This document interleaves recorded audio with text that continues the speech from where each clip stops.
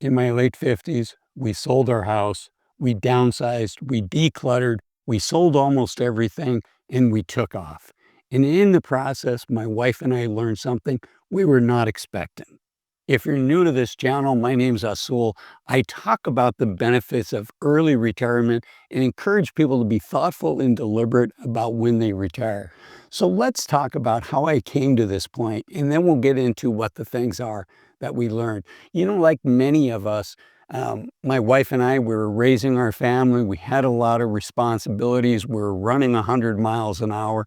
In the back of our minds, we always had this dream of, after the kids are grown and out of the house, we loved being parents, but we were also looking forward to the next chapter of life. So once they left, it was giving a lot of thought to what do we want to be doing next? And a challenge for many of us is after 20, 25 years in your house, in the same neighborhood, right? You have very close friends. You have 20 or 25 years worth of memories. Um, and it can be hard, right? We can be set in our ways. And I'm not sure any of this would have been possible for Linda and I, my wife, if it hadn't been for COVID. But in many ways, COVID kind of took our world. And I felt like I was in one of those snow globes at Christmas time. And I felt like COVID kind of shook up our world. And we were kind of forced to be, for various reasons, we ended up having to relocate. It made sense for us to do that. We started thinking about selling our house. Interestingly, when we first put our house on the market, we were the only house in the neighborhood that did not sell, and thank goodness it didn't, because a lot of people moved into our town. I lived in a ski town in Utah. A lot of people moved into our town, and our house went up in value by about 50% in 1 year. Fortunately, it did sell the following year, but there was a lot of work to declutter and a lot of conversations with our kids. Do you want to keep this stuff?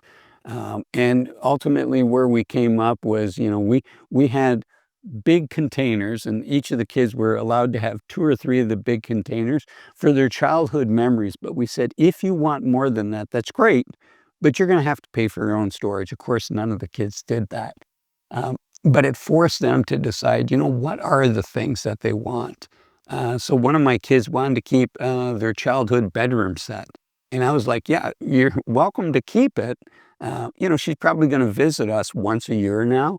You're welcome to keep it, but you're going to have to find a place to store it because mom and dad don't want to store it. And we're selling the house and we're downsizing. So ultimately, she decided to sell that and, do something fun with the proceeds from that. But it took a lot of work to declutter. And in many ways, because we had 2 years to do it as opposed to 1 year, it was easier and it was better for us. There were a lot of memories, there were a lot of tears as we made the decisions. But decluttering things really gave us a sense of freedom. After a period of time, the question is, do you own the stuff or does the stuff own you? And so as we went through these things, as we decided to sell things, and it's hard because something is valuable to you, but it's much less valuable to somebody else. But ultimately we said, you know what? It's time for us to try this new chapter. So one of the things I tell people is I double dog dare you to put all of the things that you own in 1 or 2 of those storage units at the local storage unit place. I forget the exact dimensions of where we keep our stuff, but it's pretty tiny. So we had everything that we owned. We went from, our house before the kids went to college to just a storage unit where we can, it's not packed to the ceiling. We can get around and we can find things. And we sold everything else and we took off. And this was at the later stages of COVID while people could still work remotely. So we took off for a year, and my wife and I were remote workers for a year. Now I had to go back for my job. We had a partial office set up, but my wife and I got to experiment what it was like to bring up our roots and actually travel. And see what that was like, see what that experience was like. We spent a fair amount of time in Mexico. We spent a fair amount of time traveling around the United States. And there were a lot of things that we enjoyed, right? Because you're still the same person, but every time you relocate, my wife and I would like to spend like a month in each of these different cities. And every time you relocate, there's a part of your personality that shines brighter in one location than maybe it did before.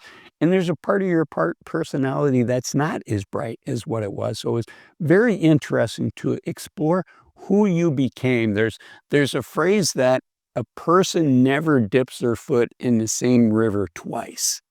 And the reason is the person is no longer the same, and neither is the river. The river has moved on. And that was one of the things that we discovered is who we are is not as set in stone as it can feel like it is when you've lived someplace for 20, 25 years, you've known your neighbors for a long time, and your identity is very firmly set.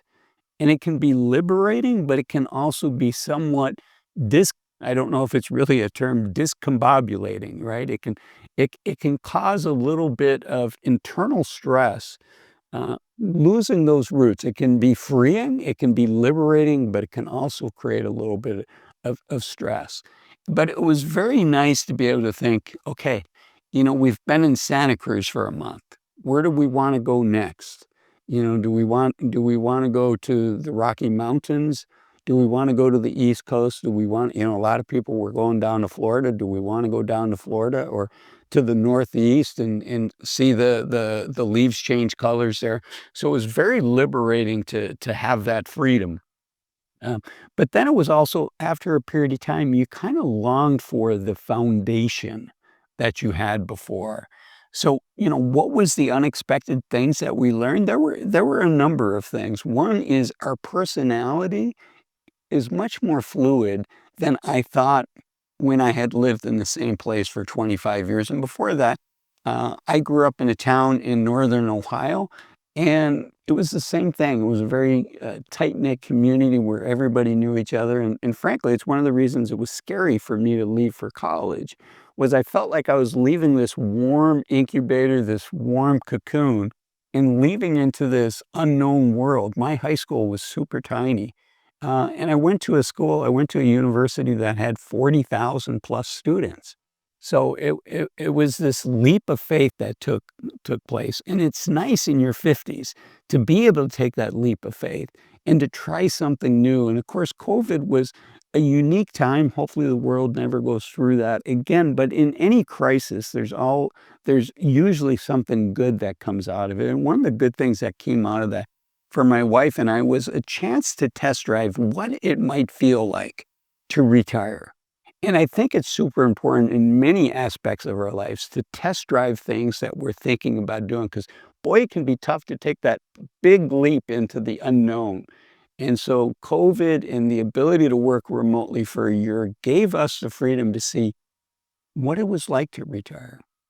And how would that, we were still working 40, 50, 60 hours a week, but we had this location freedom that comes with retirement. We had this ability to reinvent ourselves several times in different locations.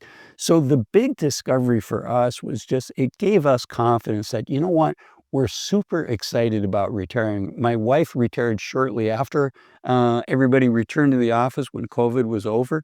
I kept working for another 2 years.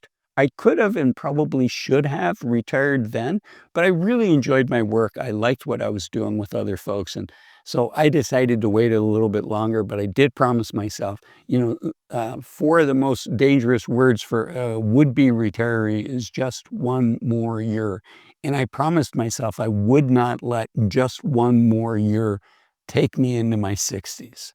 And so at 59, it was still scary to retire. But I knew that 65-year-old Azul would be glad that 59-year-old Azul had the courage to say, you know what, this has been a great chapter in my life, but there's another chapter. There's several exciting chapters in front. And so the big learning was just our excitement and our eagerness to embrace this new chapter, to embrace this new life. If you like videos like this, the YouTube algorithm says this is the next video specifically for you, a video of mine that you should watch next. Thanks for watching this one. Bye-bye.